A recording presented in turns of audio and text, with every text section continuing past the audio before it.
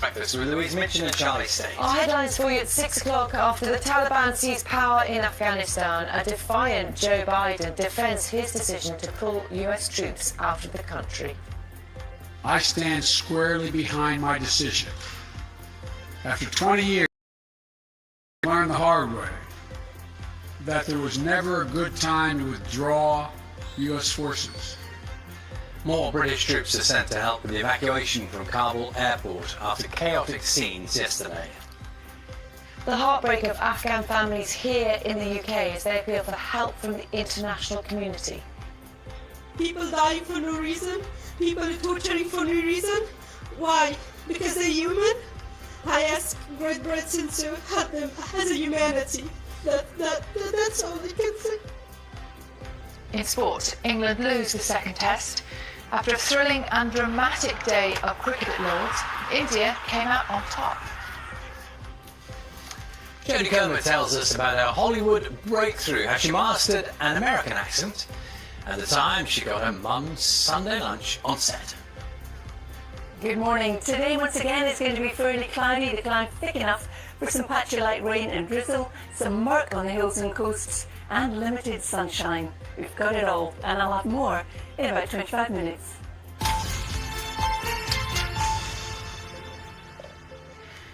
Very good morning. Tuesday, August the 17th, our main story for you. President Biden has defended his decision to withdraw US troops from Afghanistan. He admitted surprise at how quickly the Taliban seized power, but blamed Afghanistan's leaders for the defeat.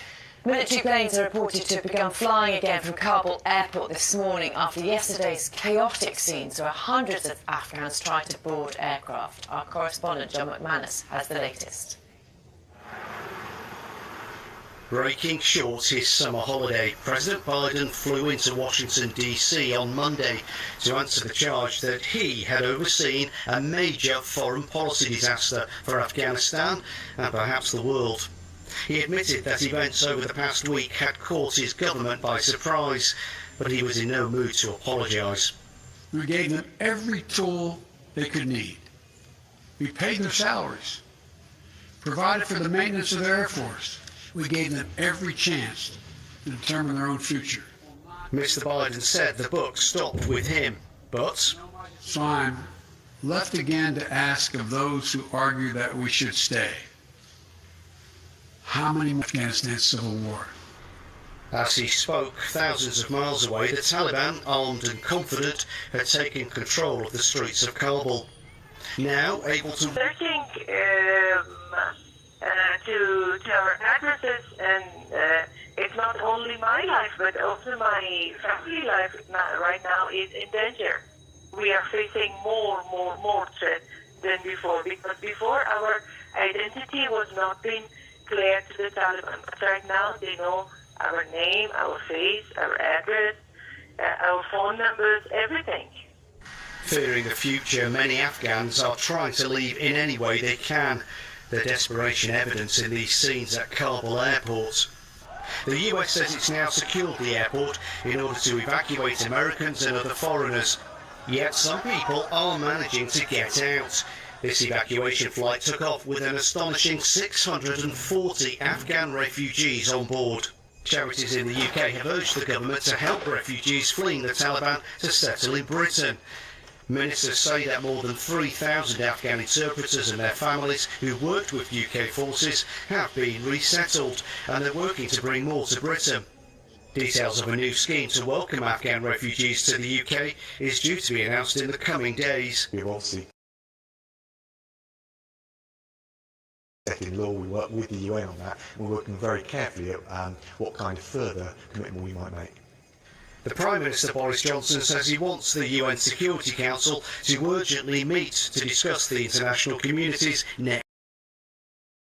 Has already said it wants friendly relations with Afghanistan's new rulers, while Russia has said it believes the Taliban will restore order. John McManus, BBC News. Well, let's get more from our political correspondent Helen Catt, who's in Westminster for us. And we heard that message from President Biden defending what he's done. What about the UK government? Yeah, there's quite a strikingly different tone, isn't there, coming out of the US and from what we've heard from UK ministers in the last sort of 24 hours or so. If you think back to yesterday, there was the Defence Secretary Ben Wallace, who we spoke to on this programme, in a different interview, getting quite visibly choked up about the situation. You also had Dominic Raab, the Foreign Secretary, saying this was not what we wanted, but we have to deal with that new reality. So there is quite a difference in tone. In terms of dealing with that new reality, that the government focus it continues to be on getting British nationals, getting Afghans out of Afghanistan as quickly as possible. And that's why they've sent this extra 200 troops to go and patrol the airport at Kabul after the scenes that we saw there yesterday to try and help make that happen. And the other focus is on making sure that it doesn't end up with a humanitarian crisis in Afghanistan. So there's a lot of international diplomatic things going on behind the scenes. Boris Johnson has spoken to the French President Emmanuel Macron, who's due to speak to other world leaders this week. There's going to be a virtual meeting of the G7 at some point, G7 leaders this week, as the sort of an attempt to form a global reaction to what's going on. Okay, Helen, thank you very much. Thank you. So we will, just a reminder for you, 7:30 this morning, we'll be speaking to Foreign Secretary Dominic Raab at around 7:30 reports that the airlift from Kabul airport is running more smoothly this morning. We'll try and get some clarity on exactly what's happening and how the operation is going. So 7:30 with the Foreign Secretary, that's coming up a little later on. A tropical storm has hit the island of Haiti just 3 days after an earthquake which killed at least 1,400 people. Further 7,000 were injured in the quake and hospitals are struggling to care for them, as our correspondent James Clayton now reports.